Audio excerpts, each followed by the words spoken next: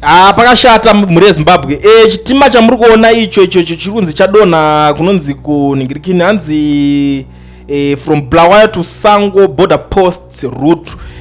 Ndo pari kunzi padonha chitima icho chigudzu train icho handisi kuziva kuti sei tisina kuchionawo chichinge chichireport kwawo nevamwe vanozvita vanhu vanoita zvenhau amene kuti why. But reason iri kutaurwa ipapo pari kunzi chadonhedza chinhu icho muri kuona kuti njanji yakadhakwa iyo.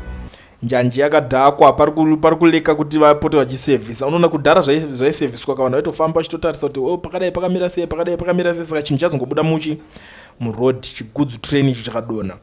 The bad thing is that chinogona kuti kana dzimwe 4 years chakadonha ipapa. Saka akomana fambisai shoko, onesanai. Kuna vanhu veZANU-PF vaya vari kudedzera kuti 2030 anenge achitonga. Udzanai kuti hey mudhara pamusati masvika 2030 chimbogadzirisai chitima icho chadonha icho, handiti zvitokwanisa kubatsira. Udzanai shoko ngarifambiswe ikokoko chitima icho toda kuona chagadzirwa. Because hatisi kuda kuti tirambe tichiuya tichipopota panapa. 2026 harisi gore rekupopota, toda kumboenjoyawo nyika yedu, but izvo ngazvigadzirwe izvo.